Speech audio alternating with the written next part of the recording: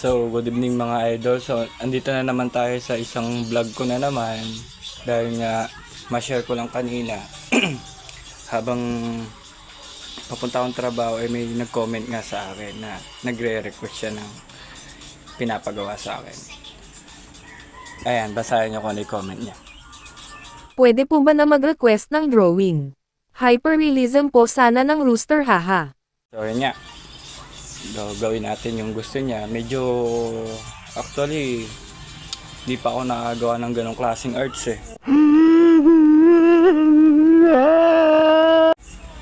Yung mga ganong hyperrealism. Kahit sa tattoo, di ko pa nagagawa yun eh. Pero sige, subukan natin. So, yung tulad nga, ipapaliwanag ko muna kung ano yung mga kailangan natin gamit. Siyempre, kailangan natin ng yan, marker pen. Then, siyempre, lapis. At ang ating watercolor. Yan. Kung ito yung gusto nyo gawin, kung ito yung gusto nyo gamitin, yan, watercolor. Tapos, color pencil, yan. Pero ako pinagsasabay ko yan kasi nga, siyempre, alam nyo naman, magaling ako eh. Gunggong! Barinig kita sa mukha eh! Tapos syempre kailangan natin ng tissue paper. Ayan. Kasi pang ano natin yan, pang scratch natin yan sa kung magsha-shadow ka. Syempre natural, kailangan din natin ng canvas.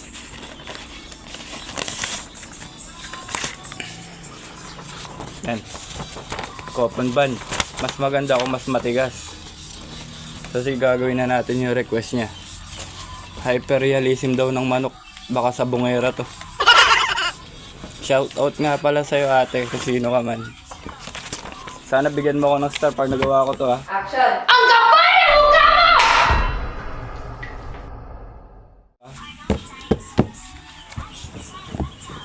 Okay, gawin na natin. Siyempre una, gagawa ka muna ng guidelines. Ito dito kalokohan ha. Gagawin ko talaga to totoo. Ulul! Totoong realism talaga to. Siyempre kailangan natin ng guideline. Ano nga yung ilaw dito? Dilim. Ngayon ay stand lamp. Okay. Ano ba? Saksak mo yung stand lamp. Tapat mo sa mukha ko. Na lumiwanag yung mukha ko. Ano ka nasisira, ulo? Yan. Medyo mahaba na yung buhok ng papa nyo. Di pa ako makapagpagupit sa dami yung request. Pumatay! Ibig kasi oh my God! Sim, paano? Yan. As I said,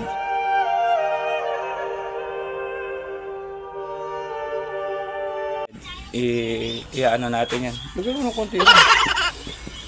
Dito. Yan. As I said, sabi ko nga, padaguhit ko, papakita ko sa video para kitang-kita nyo kung paano. Kasi ako pag ako gumagawa, inuuna ko yung pirme. Magaling ako eh. Oh my God!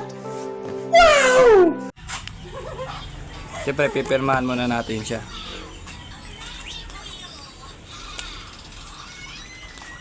Ito na lang. Siyempre, lalagyan natin ng date. Anong date ba ngayon? Anong date ngayon? 7:10. Anong 17? 10 na ba ngayon? 17. 17? Oh, July 17 nga. Ayaw pa maniwala.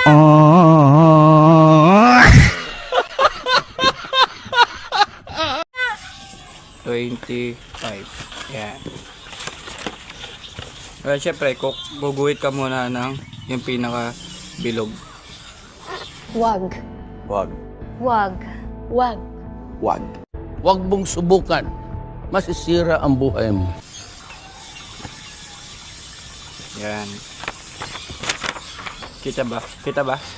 Hindi. Hindi, linawan natin ng pentel pen. Guhit ka muna ng bilog.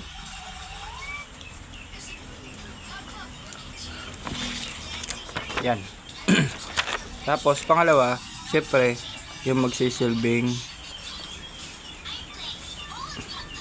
balahibo niya. Ayan o. Tapos pangala susunod dyan, yung third step, siyempre, mabububay manok kung walang tuka. So, kailangan ng tukahan yan. Ayan na. Diba? Visible manok na yan. Ulul. Ayan. Oh, isa pa. Siyempre, yung manok, panabong, meron niyang palong. Alam niyo yung palong? Ayan. Siyempre, may lawit yan dito parang itlog. Ayan. Diba? Okay. Ngayon, umpisa na natin yung pag-shades pati pagkukulay. Siyempre, gamit na tayo ng pencil color. Ano ba yung kulay ng manok? Siyempre, pula. May pagka-green-green din yan. Siyempre, may pagka-asul-asul din. What? Bro, what are you talking about, man? Siyempre, di mawawala dyan yung orange pati yellow. Kaya lang, 4 na kulay gagamitin natin.